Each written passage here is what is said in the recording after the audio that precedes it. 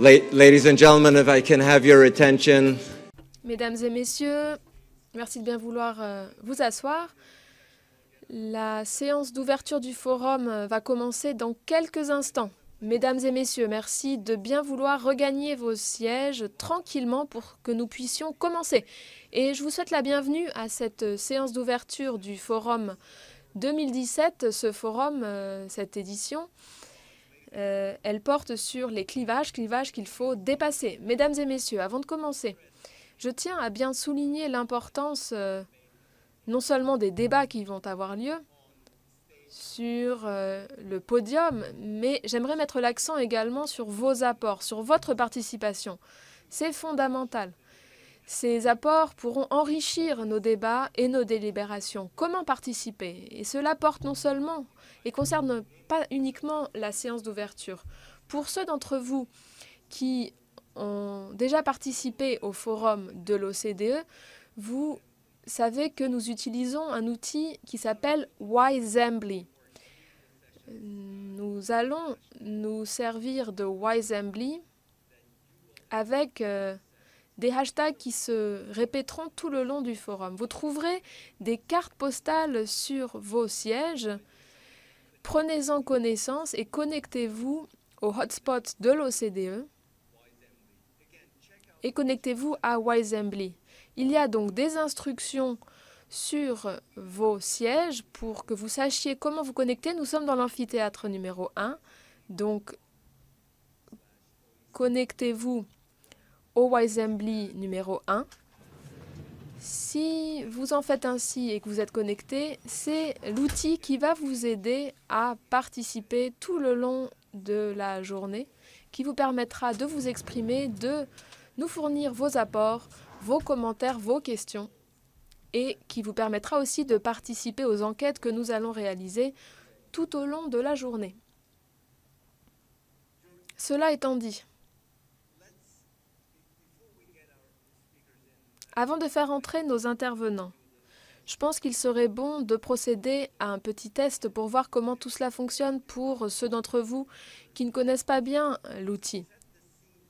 Donc pour bien poser le décor de nos délibérations, j'aimerais obtenir votre point de vue par une rapide enquête, un petit sondage. Je vous encourage à y participer par l'application Wisembly en suivant les instructions dont je viens de vous parler. À nouveau, nous avons affaire à la séance numéro 1, donc utilisez le hashtag OECD1 pour ce Wisembly et nous allons vous poser une question. C'est une question qui tombe à point nommé, à savoir quelle est la meilleure façon ou comment procéder pour dépasser les clivages.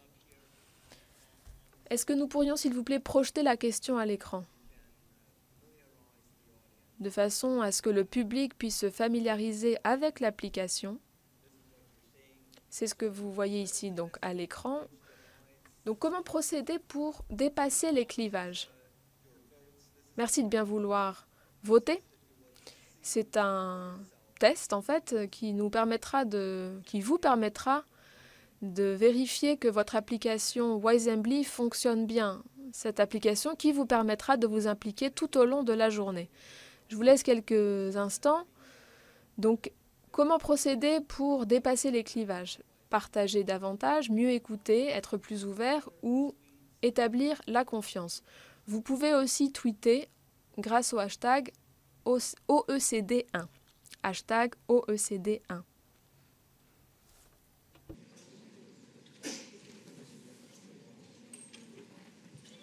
I see that people. Je vois que vous êtes tous occupés à pianoter sur vos appareils. Alors, je vais demander aux collègues à la technique si les résultats peuvent à présent être publiés. Donc, à nouveau, nous nous servons là de l'application Wisembly qui sera utilisée pour toutes les séances. et tous les modérateurs présents sur le podium pourront voir vos commentaires, visualiser vos questions et les intégrer aux délibérations. Donc comment faire pour dépasser les clivages? C'était la question qui vous était posée. J'en vois qui sont encore en train de se familiariser avec l'application. Est-ce que nous avons déjà un résultat? Oui, c'est le cas. Donc 42%, établir la confiance, être plus d'ouverture 24%, mieux écouter 18%, partager davantage 16%. L'idée de cet exercice, c'était que vous puissiez vous lancer et à la lumière des résultats que je vois ici, je constate que la plupart d'entre vous êtes connectés, vous savez vous servir de cet outil, vous êtes connectés au hotspot de l'OCDE et vous pouvez donc vous servir de Wisembly. Dans quelques minutes, Son Altesse, la princesse du Danemark et Monsieur le secrétaire général vont ouvrir l'édition 2017 du forum de l'OCDE dont le titre est « Dépasser les clivages ». Si c'est votre première fois ici au forum, ou même si vous êtes déjà venu à plusieurs reprises, le forum de l'OCDE est devenu l'un des grands rendez-vous internationaux. Près de 3000 participants se sont réunis ici par le passé, vont se réunir dans les jours à venir pour relever les grands défis qui se présentent à nous aujourd'hui. Et au cœur de nos échanges aujourd'hui, dans les jours à venir, se trouvent les clivages. Qu'est-ce qui nous rapproche et qu'est-ce qui nous divise? Inutile de vous le dire, je pense, l'époque que nous traversons est critique. De nombreuses voix en Europe, aux États-Unis, plutôt nombreux sont les hommes et les femmes qui se sentent délaissés. Il y a une érosion de la confiance, autant de problématiques qui figureront au cœur de l'édition 2017 du Forum de l'OCDE. Nous allons nous pencher sur toutes ces thématiques. Vous avez le programme, vous pouvez le télécharger sur l'application. C'est un programme fort chargé, vous le savez. Et d'ailleurs, immédiatement après la séance d'ouverture, nous allons commencer avec 3 séances parallèles à 10 heures. Et je vois que la salle d'ailleurs se remplit alors que je m'exprime. L'édition 2017 du Forum de l'OCDE va commencer sous peu avec le secrétaire général de l'OCDE. Nous avons aussi l'honneur de compter sur la présence de Son Altesse, la princesse du Danemark. En bref, vous êtes tous connectés par Wisembly. Le hashtag pour l'intégralité du forum est très simple. C'est donc hashtag OECD Forum.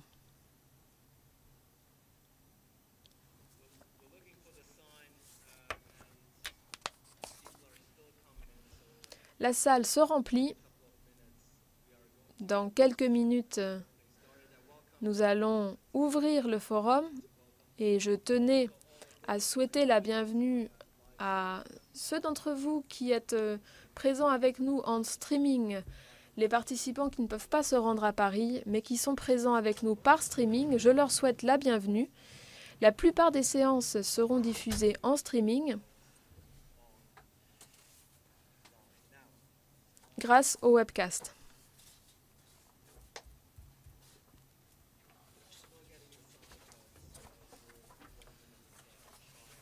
Encore quelques minutes et nous pourrons lancer le forum. Alors merci de bien vouloir lever la main. Qui a déjà participé au forum de l'OCDE par le passé? Merci de bien vouloir lever la main. La plupart d'entre vous. Pour qui est-ce que c'est la première fois, la toute première fois?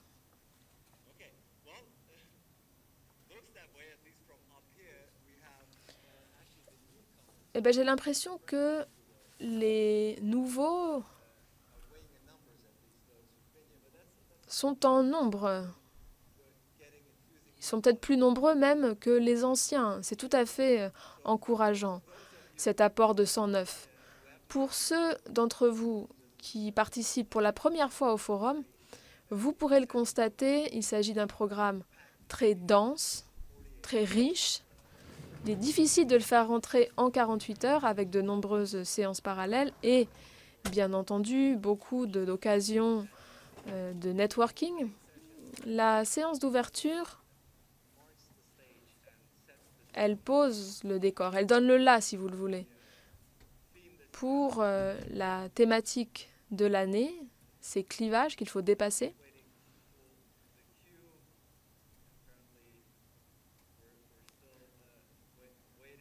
Nous attendons encore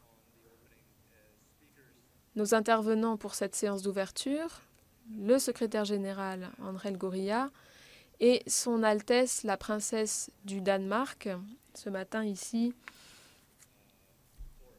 au forum de l'OCDE. Alors, qui est connecté au hotspot de l'OCDE? Merci de bien vouloir lever la main. Qui est connecté à Wisembly? Levez la main, s'il vous plaît. Pour ceux d'entre vous qui ne l'ont pas encore fait ou qui viennent de nous rejoindre et qui n'ont pas entendu mes instructions, merci de bien vouloir. Et d'ailleurs, ça s'applique non seulement pour la séance d'ouverture, mais surtout pour les modérateurs des autres séances qui vont me remplacer, mes collègues si vous le voulez, qui vont modérer les séances. Parce que ces modérateurs, ils ont préparé leurs propres questions, bien entendu, mais l'idée c'est que le forum soit interactif et c'est pourquoi vos remarques et vos questions seront les bienvenues et seront incorporées dans les délibérations et les questions qui seront posées aux intervenants sur le podium.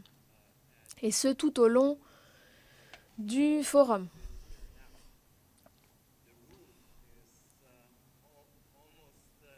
La salle est presque pleine.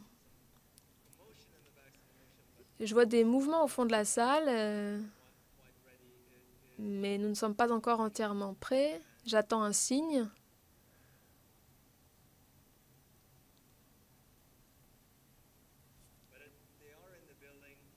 Mais les intervenants sont déjà ici, ils sont à l'OCDE, ils sont en chemin et je m'en félicite parce que je n'ai plus grand-chose à dire. Normalement, je n'aurais eu qu'à parler que quelques minutes. Mais tant mieux. Ce sont des expériences qui vous renforcent en tant que modérateur. Si je l'avais su, je serais venue mieux armée. J'aurais préparé peut-être des blagues ou quelque chose à dire sur le temps qu'il fait à Paris.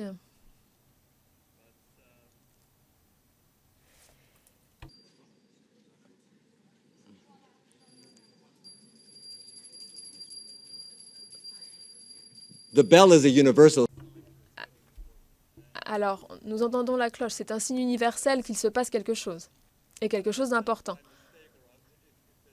Alors, était-ce une erreur ou pas? Si ce n'est pas une erreur, tant mieux, parce que cela signifie que nous allons bientôt commencer.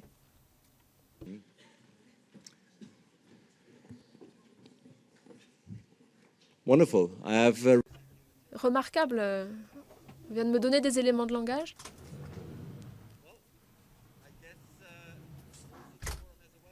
Le forum de l'OCDE dispose d'un site internet. C'est remarquable, c'est révolutionnaire.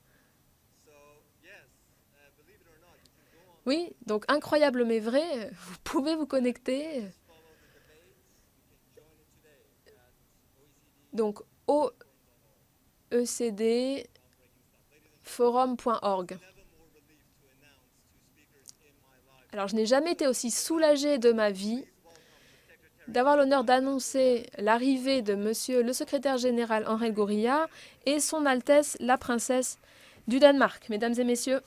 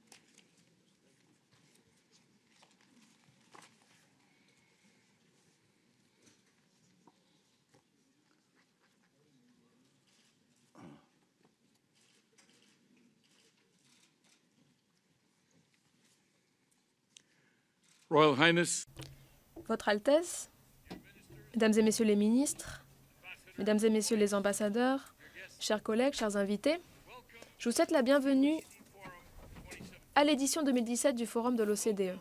Bienvenue à la semaine de l'OCDE. J'ouvre ce forum dans un contexte difficile et exigeant. Dans un contexte où nos systèmes économiques sont affaiblis par une dichotomie malsaine entre des gains faramineux pour une poignée de chanceux et la stagnation des revenus pour les ménages ordinaires. Dans un contexte où nombre d'hommes et de femmes dans de nombreux pays se sentent délaissés et en demandent plus, en demandent mieux. Dans un contexte où les clivages qui scindent nos sociétés remettent en question l'efficacité de nos théories, de nos politiques et de nos États. Dans un contexte où l'érosion de la confiance citoyenne et la persistance des incertitudes économiques ouvrent un espace propice au protectionnisme, à l'isolationnisme et à un nationalisme fait d'exclusion. Il est temps d'agir. Il est temps de faire en sorte que la mondialisation soit favorable au plus grand nombre. Il est temps d'équiper les hommes et les femmes avec les compétences dont ils ont besoin. Il est temps de ressusciter la mobilité sociale. Il est grand temps de faire de l'économie du numérique un outil d'inclusion et de développement durable. Aujourd'hui, alors que nous célébrons le 70e anniversaire du plan Marshall,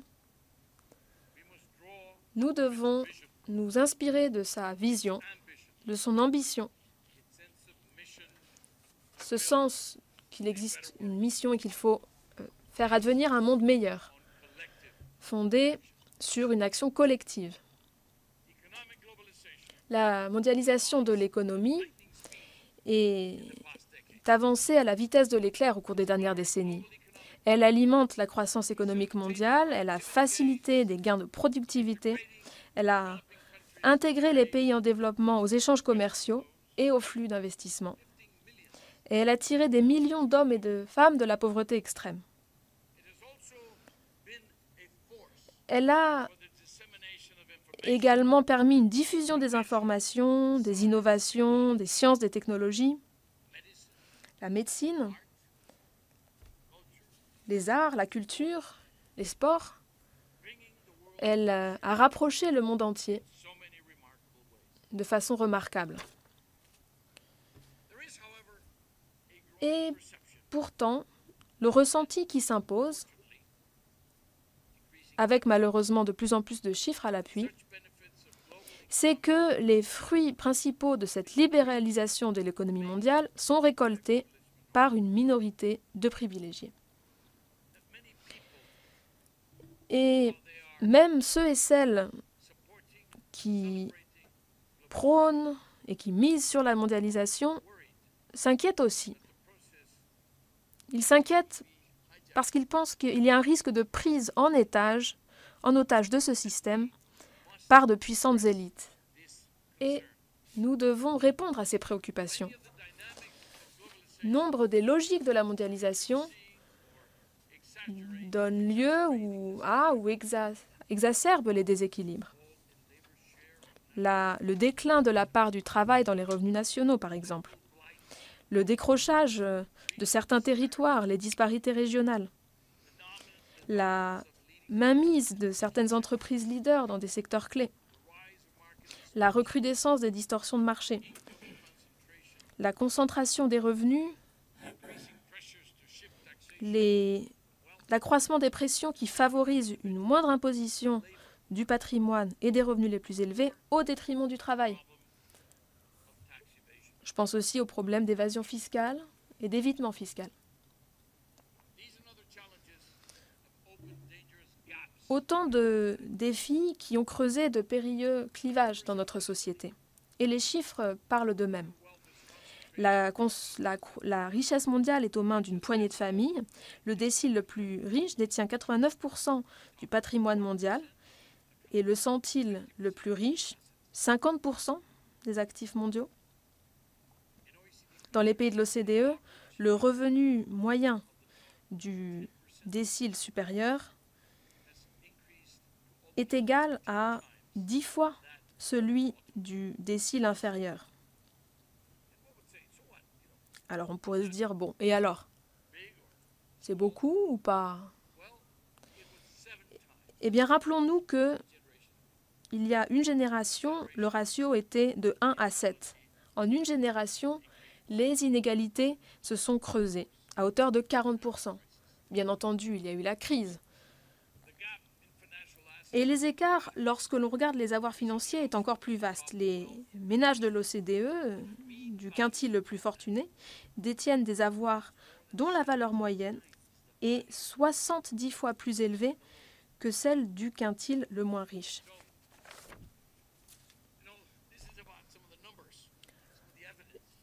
Là, je vous ai présenté des chiffres, des données factuelles. D'évidence, nous devons rééquilibrer ces chiffres. Nous devons veiller à ce que chacun puisse améliorer son sort. Nous devons donner aux citoyens les moyens d'agir. Nous devons constituer des ascenseurs sociaux pour une prospérité partagée. Nous devons combler ces écarts et dépasser les clivages. Pour répondre au titre de ce forum, nous devons aller vers une mondialisation coopérative, comme le dit notre pape. Nous devons, si cette mondialisation, nous ne parvenons pas à la mettre au service de tous, les pressions politiques vont s'accumuler, avec à la clé des politiques nationalistes, protectionnistes, ces politiques que nous constatons, alors que la reprise économique est si fragile et que nous évoluons dans un monde de plus en plus polarisé. Alors même que c'est l'inverse qu'il faudrait faire précisément. Ce dont nous avons besoin, donc, c'est une action concertée et c'est ce que nous essayons de faire ici à l'OCDE. Nous estimons qu'une telle action doit s'inscrire dans un nouvel argumentaire politique fondé sur le concept d'une croissance résiliente, inclusive et durable. Un nouveau mode d'action qui vise le bien-être dans toutes ses dimensions. Il faut remplacer l'axiome d'abord la croissance puis la redistribution par une démarche plus nuancée, plus intégrée, où les revenus les plus faibles aient un meilleur accès aux opportunités économiques, en veillant à ce qu'ils aient un meilleur accès aux innovations, aux opportunités économiques. Nous devons accroître les dépenses sociales, nous devons améliorer la protection sociale, en raison des bouleversements qu'entraîne le numérique dans le monde du travail. Et ce que je dis souvent, lorsque l'on parle de rupture en général, c'est un terme qui a une connotation positive lorsqu'on pense au numérique. On pense progrès, on pense technologie. Mais cet élément de rupture, il n'est pas toujours positif. Précisément lorsque les technologies menacent les moyens d'existence des travailleurs les moins formés. Nous devons armer les hommes et les femmes pour qu'ils puissent réussir dans la vie. Si l'on remonte à la ministérielle de l'année dernière, en 2016, nous avons mis en place une articulation productivité-inclusivité. Et après 5 années de préparatifs, nous avons lancé notre initiative Croissance inclusive. Nous devons mobiliser ces outils pour veiller à un accès universel à une éducation de qualité, à des soins de qualité, pour élaborer de meilleures politiques en matière de compétences et d'activation, pour réduire la charge fiscale sur le travail, pour accompagner les petites et les moyennes entreprises, pour accélérer la diffusion des technologies et pour promouvoir l'intégration des migrants. Il nous faut de nouvelles approches face aux défis économiques. Il nous faut ce fameux NAEC.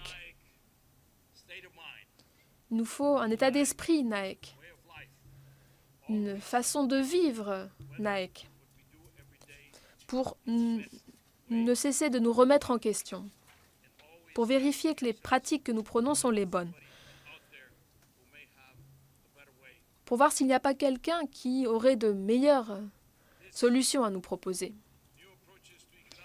Ces nouvelles approches face aux défis économiques, elles voient l'économie comme un système humain complexe, un système fragile, instable, qui est sujet aux manipulations, où la seule certitude,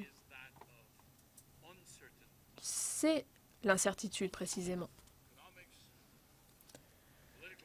L'économie, les sciences politiques, la sociologie, etc.,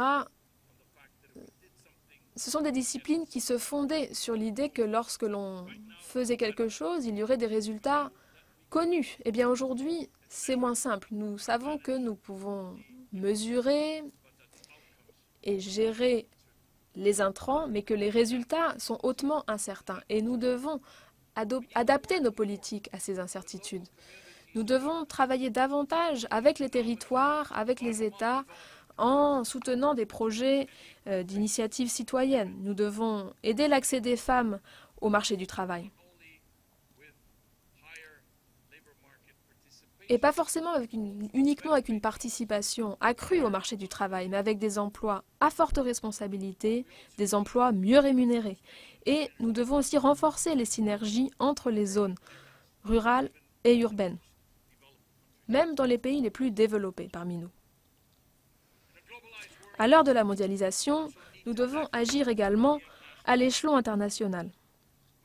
Il nous faut des normes internationales plus efficaces, plus fortes, pour lutter contre l'évasion fiscale, contre la corruption dans les transactions internationales et contre les pratiques agressives de lobbying, mais aussi pour conforter la gouvernance des entreprises, la conduite responsable des entreprises et la concurrence parmi les entreprises multinationales.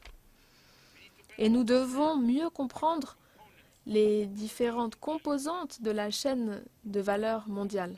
Et nous devons améliorer la gouvernance internationale.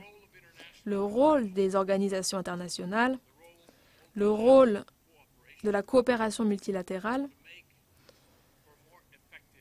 pour parvenir à des résultats plus inclusifs et plus durables. Ça, c'est la transformation que nous prônons à l'OCDE.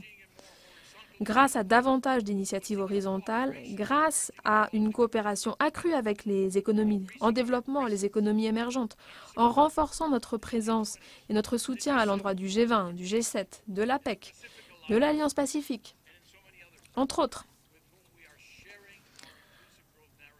Autant d'enceintes au sein desquelles nous relayons notre message sur la croissance inclusive, à qui nous faisons entendre nos bonnes pratiques. Et les dirigeants doivent également se prêter à la vigilance citoyenne. Ils doivent davantage se concerter avec leurs concitoyens sur les décisions qu'ils prennent en matière d'investissement ou d'échanges commerciaux, lorsqu'ils négocient des accords dans ces domaines. À nouveau, mon propos, c'est qu'il faut dépasser les clivages. D'où notre présence ici. D'où la création de l'OCDE. C'est à cela que nous allons nous atteler dans le cadre de ce forum et de cette réunion du Conseil au niveau ministériel. Le programme qui nous attend est captivant. Nous allons débattre d'un revenu basique universel, une question très controversée. Nous allons parler du monde numérique dont nous voulons, des soins de santé axés sur les patients. Nous allons parler de l'avenir du travail, de la rupture exponentielle, des migrations, de l'intégration, de la place des femmes dans les sciences, les technologies, l'ingénierie et les mathématiques. Et puis, il y aura des fabriques d'idées, des laboratoires de découverte et des rencontres avec les auteurs sur des thèmes tels que l'ère de la post-vérité. Il sera question d'intelligence artificielle, de la citoyenneté verte, des neurosciences, du manque d'empathie, des risques que l'on court à laisser l'économie aux spécialistes, aux économistes. À l'idée qu'il faut imposer les riches et autonomiser les femmes dans les communautés autochtones. Pour n'en citer qu'une partie. Une partie de toutes ces thématiques qui vont être abordées et creusées. Chers amis, les lacunes dont souffre notre système sont structurelles. Elles sont vastes, elles sont profondes. C'est pourquoi il faut agir en profondeur et viser haut. Pour réparer ce système, Votre Altesse, Mesdames et Messieurs les ministres, chers amis, Mesdames et Messieurs les ambassadeurs, le système économique dont nous avons été les architectes et les partisans pendant de nombreuses décennies fait trop d'exclus. Ce système doit être réparé. Le capitalisme occidental et moderne provoque des inégalités et un épuisement des ressources naturelles. Il faut que cela cesse. La mondialisation et ses fruits ne sont pas accessibles à tous. Il faut que cela cesse. Ce ne sont pas là des forces incontrôlables. Ces forces, elles sont le résultat de nos décisions, de nos politiques, le résultat de nos accords, de nos normes internationales. Elles sont le produit de nos représentations et parfois de mauvaises représentations, le produit également de nos idées. Et nous sommes ici pour parfaire ces idées.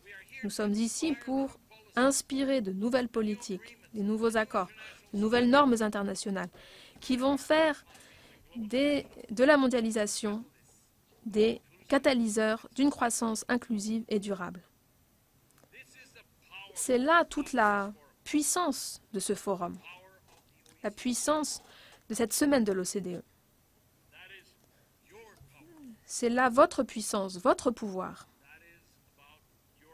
Ce pouvoir, il découle de vos idées.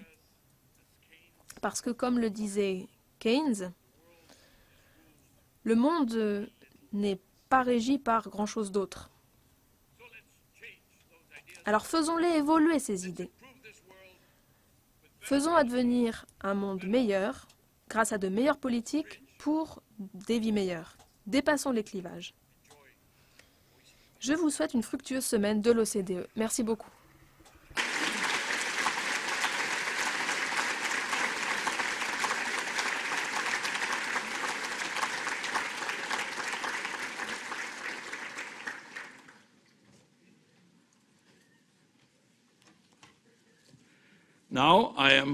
Je me transforme en maître des cérémonies et j'en profite pour annoncer que nous avons l'honneur d'accueillir Son Altesse, la princesse Danemark, la comtesse de Montpezan. Madame, vous avez la parole.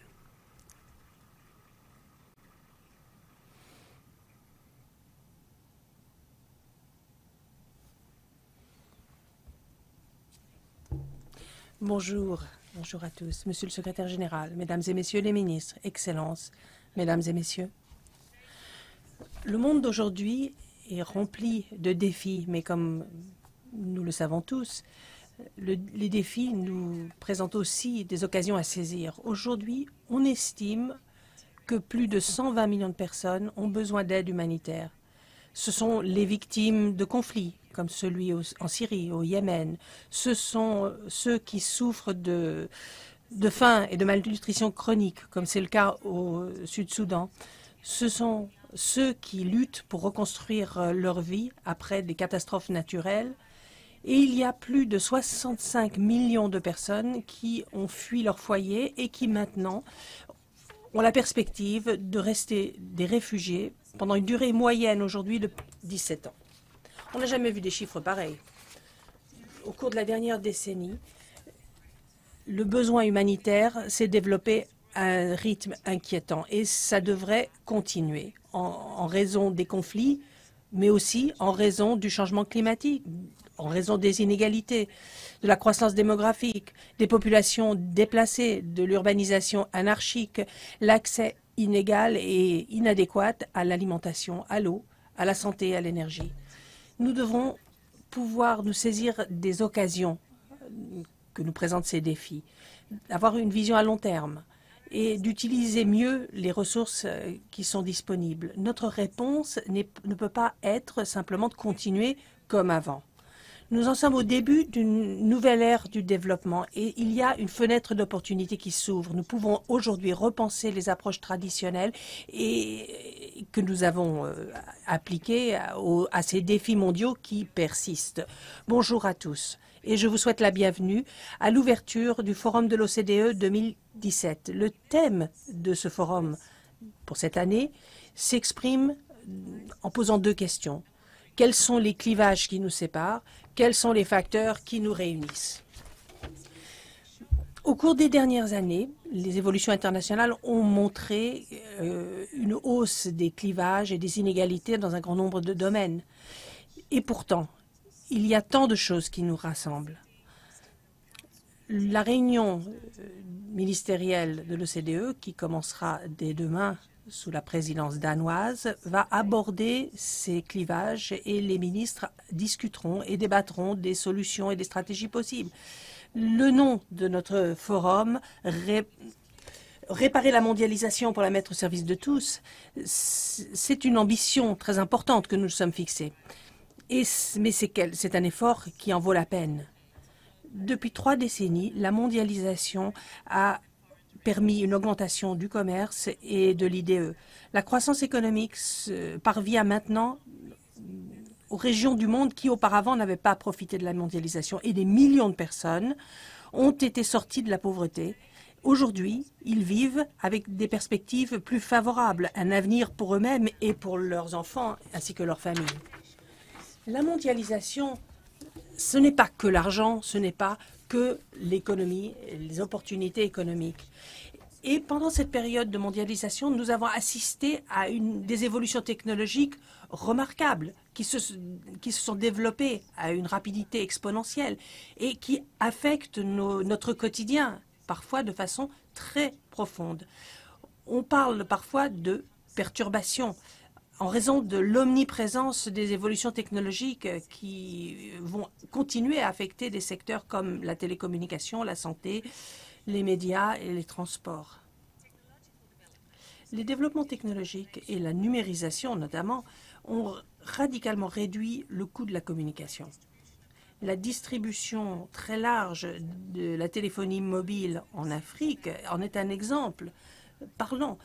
2% des foyers africains ont une ligne fixe, alors que c'est les 2 tiers des foyers américains qui disposent d'une ligne fixe. Il semblerait que le monde en développement est passé directement au mobile sans passer par l'ère de la ligne fixe et de l'ordinateur PC. Avec ces réseaux mobiles qui se diffusent aux zones rurales, de nouvelles opportunités sont présentées aux gens qui en ont le plus besoin, à travers un accès au système financier, à la santé et à l'éducation. Les banques sont hors d'accès pour les ruraux dans des pays en développement. Mais la technologie mobile leur donne l'accès au système financier. C'est l'inclusion financière qu'il est question, qui permet d'avoir, par exemple, tout simplement un livret d'épargne, ce qui permet de lancer une activité économique, d'investir dans l'éducation, d'épargner pour l'avenir. Et l'utilisation accrue des téléphones mobiles, c'est l'occasion aussi d'améliorer la santé dans les pays en développement. Ça permet de réduire la distance entre le patient et le médecin et de permettre de donner des informations aux patients à travers les technologies mobiles, par le téléphone mobile. La technologie peut sortir des gens de la pauvreté. et peut donner de l'espoir à ceux qui, pour l'instant, n'ont pas bénéficié de la mondialisation. Un accès accru à l'information et aux services donne davantage de choix, donne davantage d'opportunités. Ça permet aussi d'avoir le sentiment d'appartenir à une communauté mondiale et de pouvoir avoir un avenir plus positif, plus favorable. Donc, ces défis doivent nous rendre plus conscients de ce qui peut et ce qui, en fait, nous divise, mais ce qui peut nous rassembler aussi. Aujourd'hui, nous avons les 17 objectifs de développement durable et les 169 cibles qui représentent le plan d'action pour le développement du monde jusqu'à horizon 2030. C'est une vision, c'est la vision la plus ambitieuse de l'histoire de l'humanité. Ce n'est pas qu'une vision d'ailleurs, c'est une responsabilité immense pour tous les pays. En adoptant les ODD, le monde a fait une promesse de faire tous les efforts possibles pour réduire la pauvreté, pour protéger l'environnement, pour lutter contre les inégalités, pour promouvoir des sociétés inclusives et en paix, pour fournir l'accès à la justice pour tous et on promet de construire des institutions inclusives et redevables à tous les niveaux. Et ça, je ne sais que quelques-uns des objectifs. La mise en œuvre des ODD a été discutée dans beaucoup d'enceintes, dont l'OCDE, et l'OCDE a approuvé son propre plan d'action ODD et aide ses propres pays membres à mettre en œuvre leurs propres ODD. L'OCDE suit les aspects financiers de la mise en œuvre des ODD et les efforts des pouvoirs publics pour mobiliser les ressources nécessaires. Le défi que représente la mesure du progrès de la mise en œuvre, c'est un défi extrêmement complexe et extrêmement important. En effet, la réussite de l'agenda dépend de notre capacité d'en mesurer le progrès. Il faut que l'agenda devienne une réalité pour les femmes, pour les hommes, pour les garçons, pour les filles, dans le monde entier. Le développement durable pour les humains, pour la planète, pour la prospérité, ce sont de nouvelles opportunités de croissance. Mais si on veut vraiment pouvoir en tirer parti, il va falloir disposer de partenariats nouveaux et innovants entre les continents, entre les régions, entre les pays et entre les secteurs publics et privés. Cela va nécessiter de nouveaux modèles économiques, de nouvelles manières de réfléchir. Il va falloir aussi trouver de nouvelles solutions. Les objectifs mondiaux vont tirer et forcer l'ouverture de nouveaux marchés, vont créer un nouvel environnement plus favorable pour l'activité économique. C'est donc toutes sortes d'opportunités nouvelles pour des entreprises visionnaires. Pour que les pays en développement deviennent indépendants de l'aide au développement, il va falloir plus de commerce international, plus d'investissement. Il faudra donc que le secteur privé continue de développer l'emploi et la croissance durable. Je voudrais vous faire part d'un exemple. Je viens de me rendre au Bangladesh et je peux témoigner des changements qu'on y voit dans le secteur du textile. Le prêt-à-porter au Bangladesh a toujours attiré le développement du pays et ce secteur emploie 4 millions de personnes, dont 60% de femmes. Mais ce secteur s'est développé sans que les dirigeants ni que les propriétaires d'usines s'intéressent suffisamment aux conditions de travail, de sécurité et droits des travailleurs. Et en 2013, il y a eu la tragédie de Rana Plaza. Une tragédie qui a tout d'un coup focalisé l'attention du monde sur la question de la sécurité au travail et la responsabilité qui était celle de la communauté internationale. C'est vrai que le Bangladesh exporte vers le monde entier. Et moi, je me suis rendue dans une de ces usines. Et les usines qui travaillent pour les clients internationaux et pour l'exportation, maintenant, sont très différentes des autres, celles qui travaillent pour le marché local. J'ai vu des usines, j'ai pu constater qu'il y avait des services d'accueil des enfants, de santé. J'ai eu la possibilité de parler aux salariés. Il semblerait qu'il y ait eu des mesures en matière de normes électriques, en matière de normes d'incendie, de sécurité. Donc, il y a eu des améliorations, il y a un progrès. Il y a un progrès en termes de droits des travailleurs, même il reste encore des progrès à faire. Il faut que les salariés aient encore la possibilité de négocier leurs heures de travail, des vacances, des congés. Les salaires restent faibles et il faut qu'ils aient le droit de s'organiser en syndicats. Donc il y a eu des progrès, mais la croissance du secteur du prêt-à-porter est un moteur de développement pour le pays.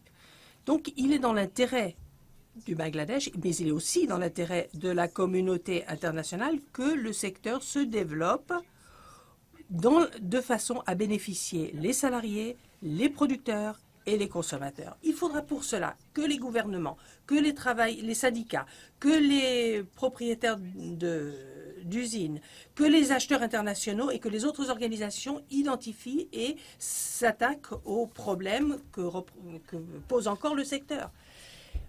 Les femmes et les jeunes filles sont des facteurs de développement et c'est quelque chose qui est reconnu dans le cadre des ODD. Mais c'est essentiel pour atteindre les 17 objectifs de progresser dans le domaine des femmes et des filles. Et l'autonomisation des femmes et des filles, ce sera la source des principales opportunités aujourd'hui. On ne peut pas avoir une croissance durable si la moitié de la population n'a pas accès à une éducation de qualité, aux services de santé, à l'information, à la participation politique et économique. Il s'agit d'apporter l'égalité au niveau de l'emploi, au niveau de l'accès au leadership politique et au niveau de la prise de décision.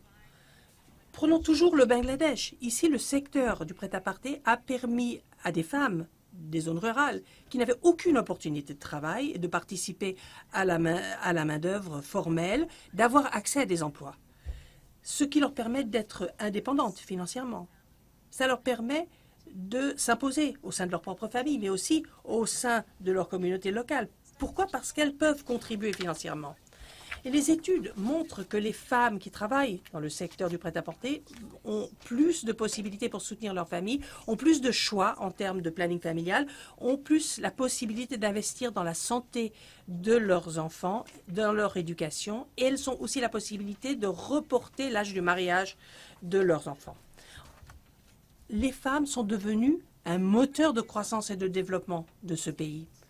L'égalité homme-femme, est lié à un niveau d'éducation plus élevé, un meilleur niveau de santé, un meilleur revenu par personne, une plus grande compétitivité internationale et une croissance économique plus rapide et plus inclusive. Et c'est aussi dans l'intérêt des entreprises. On voit que les femmes contribuent de la valeur à chaque niveau de la chaîne de valeur, en tant que fournisseur, en tant que leader, en tant que salarié, en tant que cliente, en tant qu'entrepreneur, en tant que membre de leur communauté. Donc, lorsque les entreprises améliorent les conditions des filles et des femmes, eh bien, c'est dans leur intérêt économique. D'après ONU Femmes, une analyse des entreprises du Fortune 500 a constaté que les entreprises qui avaient le plus de femmes à des postes de direction avaient un retour sur investissement pour leurs actionnaires qui dépassait de 34% celui des entreprises avec une représentation faible. Si les femmes avaient le même accès que les hommes aux actifs de production, la production agricole de 34 pays en développement pourrait augmenter en moyenne de 4%, ce qui réduirait le nombre de personnes mal nourries dans ces pays de 17%, ce qui représente 150 millions de personnes en moins qui ont faim. Beaucoup d'entreprises cherchent à autonomiser les femmes et assurer leur inclusion dans le monde du travail. Et lorsque ces entreprises vont à l'étranger, dans les pays en développement, elles font la même chose. Les entreprises ont une responsabilité sociétale, mais c'est aussi une occasion à saisir pour ces entreprises parce que ça signifie plus de croissance et de bénéfices. Il faut expliquer que c'est important de pouvoir réussir en faisant les choses bien. Tous ces sujets sont interconnectés dans un monde mondialisé et ce sont justement les problématiques dont vous allez parler dans le cadre de ce forum. L'égalité homme-femme, c'est un droit humain. C'est ce qui est juste, mais c'est aussi économiquement rentable. C'est ce qui permet d'assurer la croissance économique et de lutter contre la pauvreté. Évidemment, il n'y a pas de solution facile. Les inégalités sont caractérisées par des facteurs complexes et très divers. Les normes sociales, le droit qui est source de discrimination, pas suffisamment de protection juridique, le travail non payé, l'accès inégal au numérique, aux actifs économiques, au droit de propriété. Pour changer, nous avons besoin de nous pencher sur les normes sociales, les biais inconscients et les obstacles que tout cela représente. Je suis content que le forum prévoit une session sur justement ces préjugés à l'égard des femmes. Préjugés très souvent inconscients et je vais y participer. Enfin, je voudrais évoquer un autre défi mondial majeur parmi tous les défis qui se présentent à nous. Le changement climatique. Le changement climatique affecte tous les pays, sur tous les continents. Nous faisons l'expérience de l'impact significatif du changement climatique avec des tempêtes plus fréquentes, plus intenses, des inondations, des sécheresses, des vagues de chaleur, plus de neige. Tout ça fait partie de ce changement. La sécurité alimentaire est mise en péril. Il y a de plus en plus de problèmes de rareté d'eau potable et les océans sont remplis de plastique. Ça suppose il y a un certain nombre de personnes donc qui perdent leur maison, qui perdent leur terre, qui perdent leurs moyens de subsistance. Le changement climatique nous affecte tous, peu importe où vous habitez, peu importe qui vous êtes. Et c'est pourquoi la coopération internationale est absolument essentielle. La semaine de l'OCDE vient de démarrer. La mondialisation est au programme. Vous allez avoir des gens très influents, très intelligents, qui vont se réunir ici, qui vont parler de solutions, de défis, d'opportunités, dans un monde de plus en plus interconnecté. Mais cette grande connexion entre les pays, cette interconnectivité, cette interdépendance, c'est une ressource, c'est une partie de la solution. Avec le forum de l'OCDE et la RCM, nous avons une plateforme qui va nous permettre de partager des connaissances, des expériences, des pratiques optimales dans nos pays respectifs. J'espère que la vision, que la sagesse, que la résolution, que le fait de faire partie d'un groupe vont vous aider à trouver les voies pour l'avenir. Votre slogan, ce sont de meilleures politiques pour de meilleures vies. Puisse ce slogan vous guider. Merci.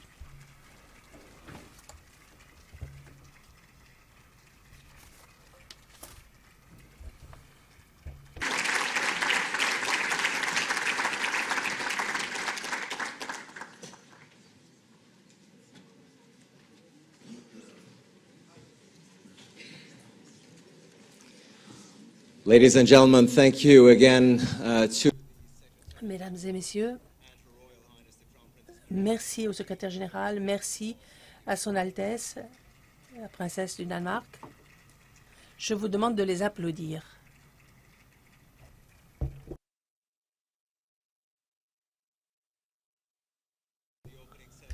Bon. Sur ce, nous allons conclure la session d'ouverture du forum de l'OCDE. Nous avons prévu 3 sessions parallèles. Dans cette salle, vous avez le panel Dépasser les clivages. Vous avez l'amphithéâtre 2 et 3 avec 2 autres thématiques. Donc, Je vous souhaite une très bonne journée ici à l'OCDE. Merci.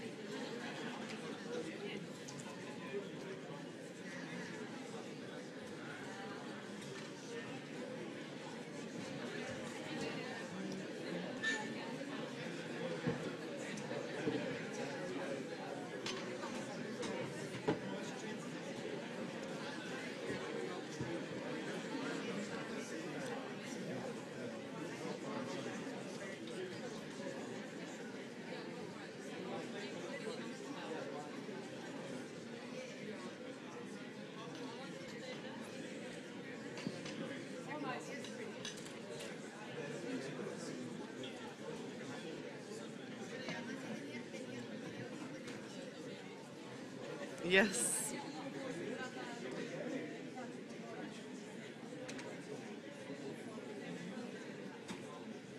Ty I kqyrën e tjerë, po mama, kejtë. Jo, se s'pa lidhja. A po do këtë mirë? Po veç apo do këtë mirë?